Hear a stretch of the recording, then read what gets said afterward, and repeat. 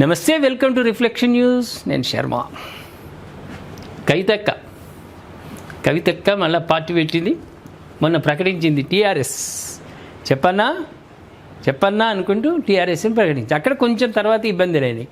TRS మీద objection చెప్పారు వీళ్ళ తండ్రి పార్టీ సంబంధించిన వాళ్ళు. ఎందుకంటే బీఆర్ఎస్ అయినరు టీఆర్ఎస్ హోల్డ్లో ఉన్నా కూడా కంప్లీట్గా అదే ఫీల్ వస్తుంది అన్న ఉద్దేశంలో ఈసీకి వాళ్ళు కంప్లైంట్ ఇచ్చారు. కంప్లైంట్ ఇస్తే ఈసీ ఏం చేసిందంటే కొన్ని పేర్లను వీళ్ళు ఈమంటే ఇచ్చారు.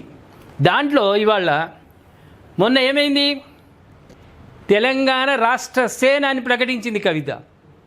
ఇప్పుడు ఏమవుతుంది, తెలంగాణ రక్షణ సేన. తెలంగాణని రక్షించడానికి ఆవిర్భవించినటువంటి పార్టీ టీఆర్ఎస్, కవిత పార్టీ. కొంచెం డీటెయిల్స్లోకి వెళ్దాం. తెలంగాణ జాగృతి అధ్యక్షురాలు కల్వకుంట్ల కవిత స్థాపించిన కొత్త రాజకీయ పార్టీకి కేంద్ర ఎన్నికల సంఘం అధికారికంగా ఆమోద ముద్ర వేసింది. కవిత పార్టీకి తెలంగాణ రక్షణ సేన అనే పేరును ఖరారు చేస్తూ సిఈసి గ్రీన్ సిగ్నల్ ఇచ్చింది. ఈ మేరకు ఎన్నికల సంఘం అధికారులు బంజారాహిల్స్లోని కవిత నివాసానికి వెళ్ళి అధికారిక లేఖను అందజేశారు. ఏమో దేశాన్ని ఏళ్తామని ఆయన టీఆర్ఎస్ తెలంగాణ గడ్డ మీద పుట్టింది. ఉద్యమ సమయంలో పుట్టినటువంటి టీఆర్ఎస్ పార్టీని వదిలి టీ తీసేసి బీఆర్ఎస్ని పెట్టుకుండ్రి. అయిపోయి ఇప్పుడు నీ బిడ్డనే ఆక్రమించుకునే ఆ నినాదం ప్రతి చిన్న పిల్లగాడిని అడుగు. తెలంగాణలో టీఆర్ఎస్ పార్టీ ఎవరిది అంటే చంద్రశేఖర్ది అంటారు.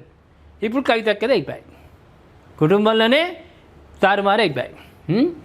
ఈ నెల 25న మేడ్చల్ జిల్లాలో జరిగిన బహిరంగ సభలో కవిత తన కొత్త పార్టీని ప్రకటించిన విషయం తెలిసిందే. ఆ సభలో పార్టీ పేరును తెలంగాణ రాష్ట్ర సేనగా వెల్లడించారు. అయితే ఇప్పుడు కేంద్ర ఎన్నికల సంఘం ఆ పేరుకు బదులు తెలంగాణ రక్షణ సేన పేరుకు ఆమోదం తెలిపింది. ఈ పేరును కవితకు కేటాయిస్తున్నట్టు ధృవీకరిస్తూ ఎన్నికల సంఘం పంపిన లేఖతో ఆ పార్టీకి సంబంధించిన రిజిస్ట్రేషన్ ప్రక్రియలో ఒక కీలక ఘట్టం పూర్తయింది. ఇక అధికారిక ఆమోదంతో కవిత తన రాజకీయ కార్యకలాపాలు తెలంగాణ రక్షణ సేన పేరుతో ముందుకు తీసుకెళ్లనున్నారు. ఏదైనా కవిత విజయమే. ఆ రక్షణ కానీ రాక్షస కానీ ఏదైనా పక్కకు పెడదాం మనం.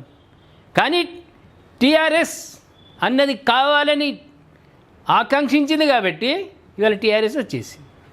నీకు రంగు రుచి వాసన జనానికి తెలియదు, కానీ ప్రజల్లోకి వెళ్ళిపోయింది టీఆర్ఎస్.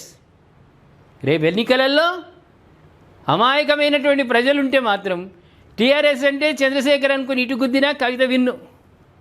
ఓ రకంగా బీఆర్ఎస్ తెలంగాణ రాష్ట్ర సేనను రక్షణ సేనను ముందుకు తీసుకురావడం వల్ల ఈసీ ఆమోద ముద్ర వేయడం వల్ల ఓ రకంగా బీఆర్ఎస్ నష్టపోతున్నది. ఇది ఖచ్చితమైనది. రేపు ఎన్నికలలో తెలిసిపోతుంది. ప్రేక్షకులు ఏమంటారు? కవిత టీఆర్ఎస్ అనే నినాదంతో ఈసీ ఆమోదించింది ఆమె నినాదాన్ని. కాకపోతే రాష్ట్ర సేన బదులు రక్షణ సేనగా మార్చింది.